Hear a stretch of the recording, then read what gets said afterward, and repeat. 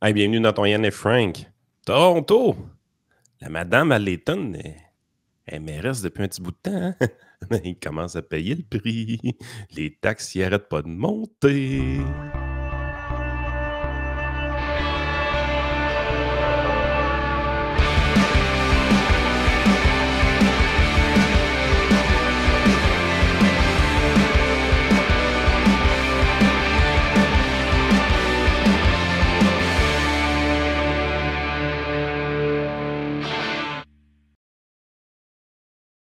Écoute, peut-être avant qu'on aligne sur les sujets, hier, Daniel Smith a donné une. En fait, c'est hier soir, je pense. Ça doit être hier soir parce qu'elle a l'air d'être couchée dans son lit. Là. Ça a comme. Ça, c'est la popette à Exact. Donald Trump. Oui, c'est ce qui est dit maintenant dans les. Celle qui lui Ouais. liche le cul. Je sais pas quelle attitude les gens pensent que c'est bien d'avoir là, dans une négociation avec. Tu sais, je comprends là, la game là, de je me bombe le torse puis tout ça, là, je la comprends. C'est juste que maintenant, il faut être stratégique dans nos manières de faire. Puis à venir jusqu'à présent, ce que les dirigeants en place ont fait, ne peut pas dire que c'est un gros succès. Fait que moi, je me dirais, bon, cette femme-là a l'air de savoir où est-ce qu'elle s'en va. Je regarde comment elle a managé l'Alberta alors que tout le monde disait, parce que rappelez-vous qu'au départ, elle a été couronnée un peu comme ce qui est en train d'arriver avec le successeur de Trudeau, dans le fond, c'est que c'était Polymarket nous dit que ça va être ouais, Mark Polymarket nous dit que ça Carney. va être Mark Carney, mais on reviendra à ça parce que le Food Professor avait sa boule de cristal. Par rapport à ça, j'ai trouvé ça intéressant. Oh, Donc, elle, au départ, c'est. Comment il s'appelait le gars de l'Alberta qui a démissionné, là? Ben, qui s'est fait démissionner, là? Le Jason hey, Kenney. tabarouette, là, Jason Kenney, bon, il y ouais. avait beaucoup de grogne à cause de la pandémie, tout ça. Bon, il a démissionné, il a été remplacé par Daniel Smith. Et tout le monde disait, ouais, elle va être là par transition, tout ça. Puis finalement, ben, elle a resté jusqu'aux élections et elle a été réélue. Ben, en fait, elle a été élue. Parce qu'avant ça, elle était comme députée, mais elle n'était pas qu'elle n'avait pas été élue comme première ministre finalement par le suffrage. Puis je regarde comment elle manage ça depuis le début. À mon avis, elle a l'air de savoir comment. Elle a l'air de bien savoir comment enligner ses flûtes. Là. Je regarde sa négociation avec Guilbeault, le fédéral, tout ça. Pour l'instant, je pense que j'y ferais relativement confiance. Et là, ben, hier, dans le fond, il y a plusieurs personnes là, qui réagissaient là, justement là, au sujet dont. Ben, le degré d'analyse au Québec, Frank, là, c'est zéro. Là. Je veux dire, tu vois un peu ce que les commentateurs québécois disaient par rapport au fait que Daniel Smith était aux côtés de Donald Trump au terrain de golf. Puis et là, tu te dis, êtes-vous, comment vous faites, sérieusement, il faut que je prenne des notes, il faut que j'apprenne à comprendre, comment vous faites pour être aussi mauvais? Là? J'arrive plus à comprendre. Je comprends que quand tu subventionnes quelqu'un, Non, ça ne c'est ça. l'améliore pas, là. Mais on peut-tu arrêter de les subventionner? Ils sont tellement rendus mauvais, Regarde, on va ça écouter n'a aucun deux bon sens. clips rapides avant de passer à un autre sujet, puis vous ferez votre idée vous-même qui a l'air le plus crédible et à qui faites-vous le plus confiance pour gérer ce type de dossier-là. Donc, Daniel Smith parle de l'idée soulevée par plusieurs de Ah, au pire, on fait juste le couper le gaz puis le pétrole, puis that's all. Donc, voici ce qu'elle a à dire sur cette hypothèse-là. Yesterday, Foreign Affairs Minister Melanie Joly talked about, she was asked specifically if in negotiations with Trump, Canada would consider an energy embargo on the United States. And I want to, as leverage, what do you think, what do you make of what she said? Well, donc, il lui pose la question, il dit hier, Mélanie Joly a dit que le Canada pourra faire un embargo sur l'exportation d'énergie aux États-Unis. Qu'est-ce qu'elle dit? Elle a dit ça pour de vrai, Mélanie Joly? Là? Elle n'était pas censée ne pas participer à la course à la chefferie pour focusser sur les affaires étrangères. Puis ça, c'est sa grande réflexion, là, de dire qu'on va régler les tarifs avec les Américains, on va lui couper le gaz. C'est sérieux. T'es vraiment la ministre des Affaires étrangères. Écoutez bien la réponse de Smith qui donne une petite leçon de réalité à bien des gens. Écoutez bien en détail ce qu'il dit, puis on va traduire maison après. First of all, it's oil and gas is owned by the provinces, principally Alberta, and we won't stand for that. And you should never, ever threaten something you cannot do. And I would encourage the minister to look at a map of where Line 5 goes. Line 5 comes down through Michigan to get to Sarnia. And then that feeds the bulk of the supply needed for Ontario and connects with Line 9, which feeds the bulk of the product needed for Quebec. And so if you cut off that line, you are cutting off Ontario and Quebec. So I would encourage the ministers to either understand how our integrated pipeline system works, and donc, elle est en train de dire, elle dit, OK, c'est bien le fun ce que vous nous dites là, mais le pipeline qui part de l'Alberta et qui descend jusqu'au Michigan se connecte avec une autre ligne qui, elle, approvisionne l'Ontario et avec une autre ligne qui, elle, approvisionne le Québec. Donc, parce que les Canadiens ne voulaient pas de pipeline sur leur territoire, on l'a fait passer par les États-Unis pour s'approvisionner. Donc, le pétrole de l'Alberta qui nous advient au Québec et en Ontario, plutôt que d'être le fameux pipeline transcanadien, ben, il descend jusqu'au Michigan et il remonte en Ontario et au Québec. Ce qui veut dire que si on veut couper le gaz aux États-Unis, ça veut dire qu'on le coupe également à l'est du pays. Bande de petits crétins. Mais, écoute, c'est-tu des gens qui nous parlent beaucoup de souveraineté alimentaire, qui ne voulaient pas de pipeline Est-Ouest, Ouest-Est, peu importe? Mais la souveraineté énergétique, ils en font pas. Parce que là, vous voyez, mettons, tu arrives, là, tu dis, OK, in the grand scheme of things, vous autres, de votre côté, là, vous pensez que c'est intelligent de tenir tête aux Américains. On veut utiliser les outils d'un pays souverain face aux Américains. Les tarifs, les embargos, tous ces trucs-là économiques. Là, on va se tenir debout devant les Américains. On est un pays souverain. On ne sera pas dicté. Parfait. T'arrives pour leur couper le gaz.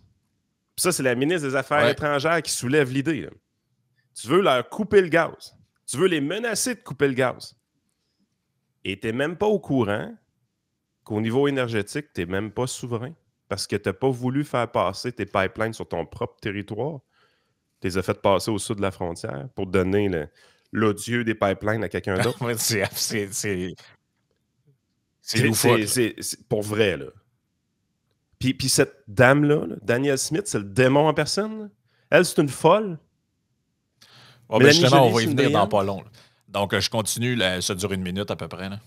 Ways that we would be able to practically respond because there's no point in making empty threats that cannot be executed on.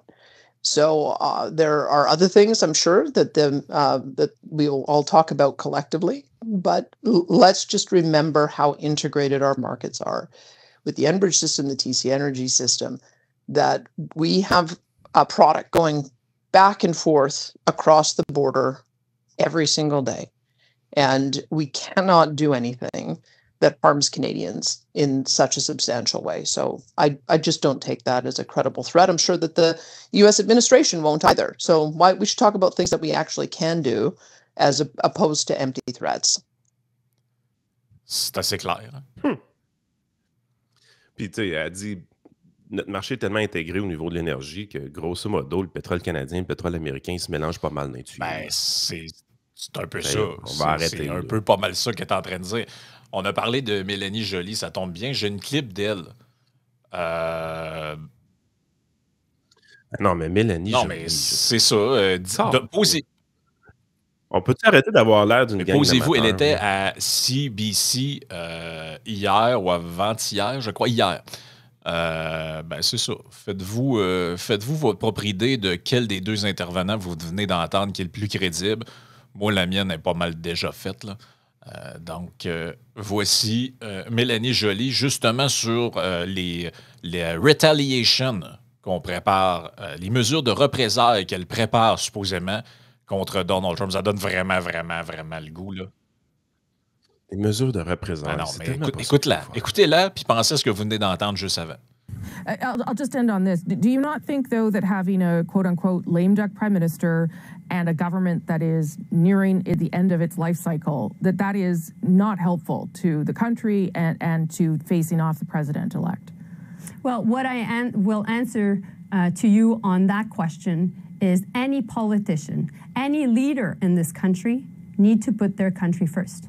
And we need to be united because this is the biggest economic threat that we've been under in decades. Mm-hmm. And so based on that, this is not the time to play politics. This is not the time for conservatives to try to undermine and you know, the government or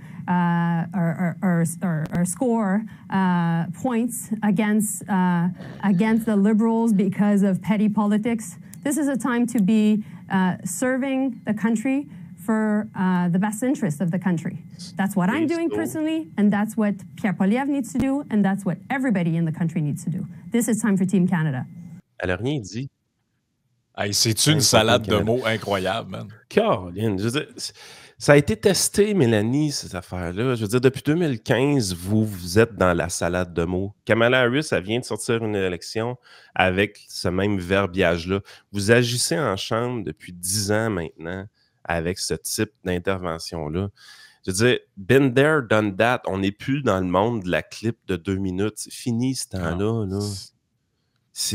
Il faut que quand on te donne la chance, on te donne la patinoire pendant 2 minutes de temps d'expliquer ta vision, là, il faut qu'il y ait de quoi qui sorte de tout ça. Il ne faut pas que ce soit juste genre « Ouais, mais là, moi, j'aime pas ça, la politique partisane, là. Puis là, Pierre Poilievre, tu sais, des fois, là, à la chambre, il dit « il n'est pas fin. » Puis là, c'est le temps de Team Canada. Il faut qu'on soit unis là, ensemble. OK, mais encore. Mais là, c'est important d'être unis. Ça prend des gilets. OK, on prend des gilets. Là, on a tous le même gilet sur le dos. Tu sais, c'est pas les libéraux, c'est pas les conservateurs. On a un gilet. Le gilet, c'est le gilet du Canada. Là, ça va être correct, la politique d'attardée. Le pire dans tout ça, c'est à quel point c'est hypocrite ce qu'elle vient de dire là. Si vous vouliez être unis, il y avait 2 options, OK? Il y avait 2 options sur la table. Une, tu déclenches des élections en disant ben, les Canadiens choisiront la personne derrière laquelle ils veulent être unis. Ou 2, tu dis écoutez, on a un premier ministre qui est là, il a été dûment élu et on se rallie autour de lui.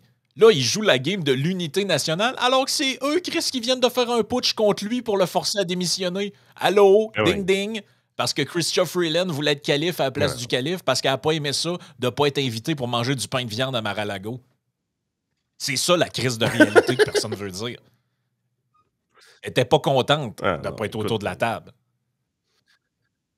Là, peux-tu se présenter? Là, à starter la marde, il faut qu'elle se présente. Là. Non, mais là, Christia, là, come on, t'as starté la marde. Présente-toi. Ah ouais, let's go. C'est incroyable. C'est juste incroyable, cette affaire-là. Moi, ça me fait tilter bien raide. Là. Écoute, ouais.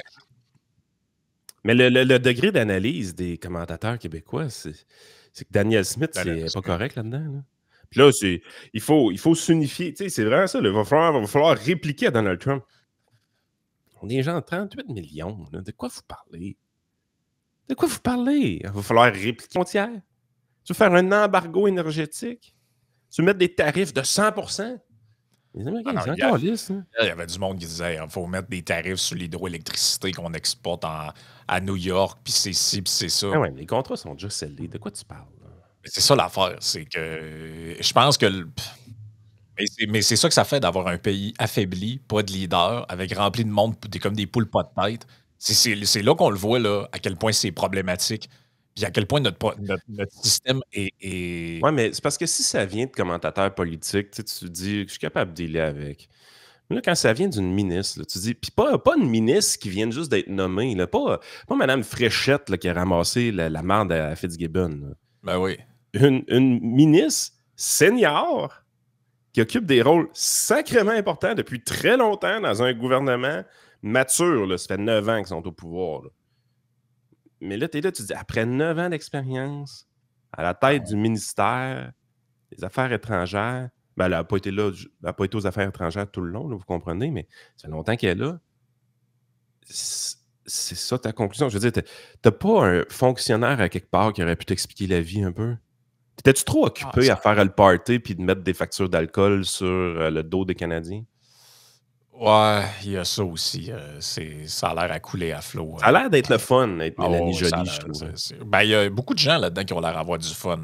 Certains, c'est de la pâtisserie, d'autres, c'est Il y a toutes sortes d'activités qui peuvent être faites. On remercie notre commanditaire, Ranch Brand. Utilisez votre code promo Yann10 pour avoir des t-shirts comme Yann a sur le dos en ce moment, des casquettes, des hoodies, plein de matériel super intéressant aux couleurs de Ranch Brand. C'est notre partenaire.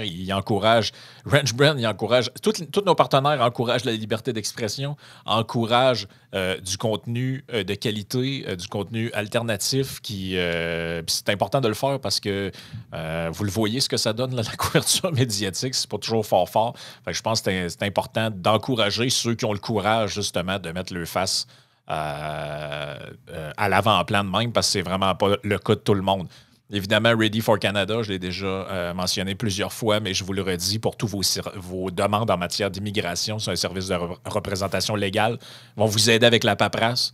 Ils vont vous dire, regarde, ça te prend tel document, tu signes ça au bout de la feuille.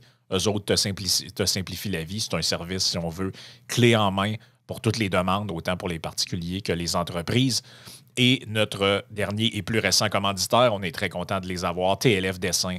Donc, pour tout ce qui est le dessin industriel, je suis sur leur site web en ce moment. C'est vraiment, ça touche à tout, là, les plans d'ancrage, plans de montage, dessins d'assemblage, plans de fondation, scellement des dessins en atelier, modélisation d'objets en 3 dimensions, conception d'objets techniques, béton préfabriqué, détaillage d'armature, ventilation, électricité, plomberie. Ça touche vraiment à tout. Donc, allez faire un tour si vous êtes dans le domaine de la construction, au moins pour aller voir les services qui sont offerts. Donc, tlfdessin.com. Écoute... J'ai un petit quelque chose pour toi pendant que tu prépares le prochain sujet. C'était pas mal prêt, là, mais vas-y. Ouais, c'est un couple de clients qui m'ont envoyé ça hier. Ils ont écouté la publicité qui passe à heure de grande écoute.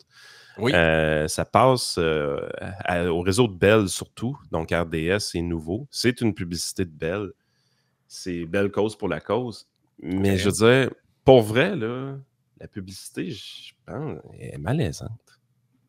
Fait que je te mets ça à l'écran, ce sera pas bien long, parce que je me suis rendu compte que c'est sur Instagram. Publicité malaisante, c'est pas le gouvernement du Québec, là, ça.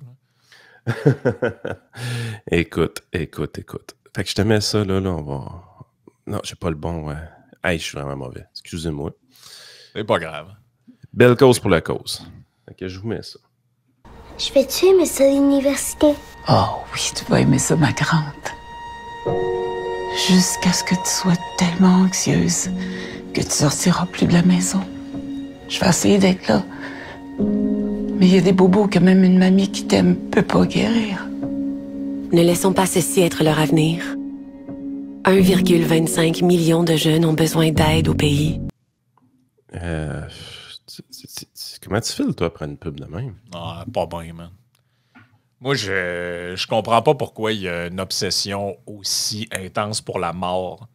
C'est pas bon signe là, quand une société est autant obsédée par la mort. Là. Ben là, c'est pas la mort, c'est plus l'anxiété. La madame lui dit carrément, ben plus tard, ma fille, tu vas vivre beaucoup d'anxiété, tu vas être anxieuse, puis ta vie va être triste, ça va être difficile. Ouais, je comprends, mais ce que je veux dire, c'est que le fond de la pub, c'est pour les gens qui sont en détresse psychologique / je pourrais mettre fin à mes jours. Là. Ouais, aussi. Fait que c'est pour ça que je dis obsédé. Tu sais, ce matin, là, dans le Journal de Montréal, j'avais pas prévu d'en parler, puis je veux pas en parler plus qu'il faut, là. Mais la une du journal, avec tout ce qui se passe dans le monde, l'article qui était ce matin en front page, là, c'est des affaires de même. Là. Je suis en douleur 24 heures par jour. Cet homme de 42 ans se bat pour mourir. Hey, je comprends que c'est un sujet. J'ai rien contre le fait qu'il y ait un article là-dessus. Mais je trouve que ce type de thématique-là au Québec, ça revient beaucoup trop souvent. À l'avant-scène, là. Les gens en dépression. Et puis paradoxalement, on nous dit à chaque fois qu'il y a un sondage qu'on serait le peuple le plus heureux en Amérique du Nord et presque dans le monde. Les Québécois au sommet du bonheur. Chris, tout ce que tu vois dans les journaux, c'est un tel qui a envie de mourir, l'autre qui est en dépression, l'autre qui est alcoolique, l'autre qui nous parle de son syndrome post-traumatique, l'autre qui regrette d'avoir eu des enfants. Tu ne trouvais pas que c'est un peu en décalage par rapport au message qui est... C'est surtout que, tu sais, je veux dire, Bell, dans cette pub-là, leur souhait, c'est de fighter l'anxiété. Tu veux combattre un trouble psychologique. Ouais, puis tu crées une pub anxiogène. La pub, c'est hyper anxiogène. Tu sais, je regarde les commentaires vite du monde, là, complètement raté comme publicité. Je souhaite que les jeunes ne regardent pas ça. Pauvre enfant qui écoute sa mamie, rien d'encourageant pour notre jeunesse. Tu sais, je veux dire, ils ont passé à côté. Ils ont passé à côté. Je veux dire, à un moment donné, il faut que tu proposes des solutions. Là. Faut pas que, tu sais, est-ce qu'on a besoin de plus de awareness? De se rendre compte que l'anxiété est un phénomène qui existe pour vrai. Je veux dire, on n'a absolument pas besoin de ça. On est crissement au courant qu'il y a du monde anxieux partout. Oui. Non. Quand même que vous vouliez vouliez pas qu'on s'en rende compte. On n'est pas dans la phase awareness de la maladie psychologique. Là. On n'est pas là, là. On est dans la phase crime. Comment qu'on fait pour régler les problèmes d'anxiété? Oui, tu peux consulter un psychologue. OK, ouais, c'est quand même dur au Québec, consulter un psychologue. Hein, il n'y en a pas. OK, l'activité physique, tu peux inciter les gens à lâcher les jeux vidéo, aller voir leurs amis. Tu peux faire toutes des affaires de même. Tu peux mettre du pep un peu. Christy, on va combattre l'anxiété avec une pub anxiogène. On va voir une petite fille là, qui est tout souriante et qui dit « Est-ce que je vais aimer ça, l'université grand-maman? » Puis elle, là, à l'âge de 7 ans, là, elle dit à sa fille là, « Tu vas tellement être anxieuse plus tard. Là. Ta vie est déjà scrap. On n'aurait jamais dû te mettre au monde. » Non, ça n'a pas de sens. Ouais. Ça n'a crissement pas de sens. Écoute, j'avais l'intention de parler d'autre chose, mais tu l'as pitché dans l'intro, fait que parlons-en. Olivia! Man. Olivia, ciao! Mettons-le en français pour les biens de la lecture. Au cours des 4 dernières années, les impôts, les taxes de Toronto ont augmenté de près de 30 %. Hey, c'est sur 4 ans, là. C'est quand est-ce la réalisation qu'élire des genres de pseudo-socialistes, ça vous nuit? Là? Ah, mais elle n'est pas une pseudo-socialiste. Je veux dire, c'est la conjointe, l'ex-conjointe. Ben, pas l'ex, je veux dire, le gars, il est décédé. Monsieur qui aimait les massages. Là. Ouais, le gars, Jack Layton, l'NPD. Hey, c'est des communistes, là, on peut-tu le dire? Là? Arrêtez de mettre du monde de même à la tête de vos villes. C'est que l'extrême gauche a bien de la misère à arriver au pouvoir au niveau national. Tu vois qu'aux États-Unis, mettons, quand il y a un programme très, très à gauche chez les démocrates, c'est dur d'être élu. Même en France, qui est un pays très à gauche, ils vont se réfugier chez un centriste comme Macron devant une alliance de gauche. Au Canada, on s'est tapé un gouvernement très à gauche au fédéral, puis on se le tape encore, mais il y a quand même eu l'idée de génie de se camoufler derrière l'étiquette libérale, parce que le même programme avec l'étiquette NPD n'aurait pas été élu. Mais comme les gens se sont dit le Parti libéral, c'est une valeur sûre, on s'est ramassé avec ça. Mais au niveau municipal, ils ont la vie, c'est un fast track. Là. Écoute, on peut parler de Montréal, on peut parler de Québec, on peut parler de plein de villes. À mon avis, c'est un des problèmes numéro 1 de ce pays-là. C'est ce qui explique en grande partie la crise du logement. C'est ce qui explique bien des problèmes qu'on a. Là. C'est le fait que cette gauche radicale-là a noyauté les villes de bien des pays. Là. Hey, mais le pire dans tout ça, là, Frank, là, je pense que je suis découragé de ce que je viens de voir. La valeur de la maison moyenne dans Toronto sur la tax base, là, fait que vous comprenez que ce n'est pas la valeur marchande, là, c'est 692 000. Ouais. La valeur moyenne de leur compte de taxes, 4 160. Ça reste moins cher en termes de taxes municipales que ce qu'on voit au Québec. Là. Ben oui, mais tu m'étonnes. Pour une maison de 700 000 $ en valeur municipale, 4 000 $, je veux dire, c'est pas ça au Québec. Là. Mais non, c'est sûr que c'est beaucoup moins cher qu'au Québec. L'idée étant que comment je dirais ça, la traque est pas bonne. Là. Non, je sais, mais tu pensais comment ça fait longtemps que le Québec l'a échappé au niveau de la municipalité? Hein? Oh, oui, ça fait longtemps. L'inflation au Canada est peut-être redescendue sous la barre des 3 %, mais à la mairie de Toronto, personne n'a reçu le message. La mairesse Olivia Chow et le chef du budget qu'elle a choisi personnellement, Shaylee Carroll, ont annoncé une hausse d'impôts combinés des impôts fonciers de 6,9 %. Ça représente 5,4 % d'augmentation de la taxe foncière, plus 1,5 % pour le fonds de construction de la ville. Whatever the fuck that is. Oui, cela change le montant que les résidents de Toronto paient pour une ville qui ne fonctionne plus, comme l'a souligné ma collègue Jane Stevenson. Ça équivaut à une augmentation annuelle de seulement 268 $ pour un logement moyen évalué à 692 000. Bien sûr, si on considère l'immobilier à Toronto, on ne peut pas acheter un condo de cette taille pour ce prix. Si vous possédez une maison unifamiliale, Dieu vous en préserve, avec quelques chambres et un garage, attendez-vous à payer plus cher. La hausse de 6,9 cette année s'ajoute à celle de 9,5 de l'année dernière. Ces hausses d'impôts s'ajoutent à celle de 7 prévues en 2023 et à celle apparemment raisonnable de 2,9 prévue en 2022. Grâce à cette merveille de la capitalisation, cela représente une hausse de taxes de 29,5 au cours des 4 dernières années. Le conseiller Brad Bradford quand même épique comme nom, Brad Bradford, a rapidement souligné que la qualité des... Mais ça, c'est ça. En fait, le plus grand problème, c'est lui. C'est les augmentations de taxes alignées avec des baisses de services. La criminalité est en hausse, les embouteillages sont en hausse, il n'a jamais été aussi cher de vivre ici, il n'est plus difficile de se déplacer dans la ville, l'accessibilité n'est évidemment pas la priorité de la mairesse Char et de son administration. Et là, on dit là-dedans que... Hey, c'est 18 milliards le budget de la ville de Toronto. Non, man. 18 milliards de dollars. Toronto n'arrive... Man, 18 milliards de dollars, et regarde ça. Toronto n'arrive pas à fournir les services de base dont elle a besoin. Nous ne parvenons pas à collecter les ordures correctement et à garder les rues propres. Au cours des dernières années, j'ai visité Chicago, Los Angeles, Phoenix, Palm Springs, Glasgow, Édimbourg, Tel Aviv, Jérusalem et d'autres villes du Canada, et aucune n'est aussi sale et dégoûtante que Toronto. Malgré d'énormes augmentations d'impôts au cours des dernières années, nous n'arrivons pas à assurer le bon fonctionnement de la ville. Toronto est une ville sale, l'odeur de cannabis se répand partout. On y retrouve des campements de sans-abri qui n'ont d'égal qu'à Los Angeles. Nulle part, l'odeur du cannabis ne se retrouve autant qu'à Toronto, même dans les zones où elle est illégale. Toronto se remet encore plus d'une décennie de sous-investissement, ce qui nous a rendus vulnérables face aux défis auxquels nous sommes confrontés aujourd'hui, a déclaré Carroll. Donc ça, c'est toujours la même affaire. Là. On n'avait pas assez d'argent. Mais... Et en 5 ans, ils sont à 18,2 milliards. Puis là, 5 ans, 2020, il était à 13,5 milliards. Puis tu sais... Capital budget, ça veut dire qu'il y a des investissements en dehors du budget, là, parce que vous comprenez ce qu'ils font. Là, le budget, c'est les dépenses, les revenus actuels, mais quand ils investissent dans une infrastructure, ils construisent une route, tout ça, ça s'en va direct sur la dette, ça passe même pas par le budget. Christy, ils ont des budgets d'investissement des 10 prochaines années de 43 milliards en 2020.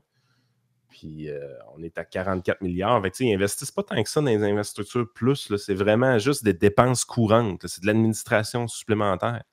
Il y a une baisse de qualité des services, malgré une hausse des revenus de 29% en 4 ans. Non, moi, c'est ça qui me flabbergaste le plus. C'est que tu dis... Ils n'ont jamais assez.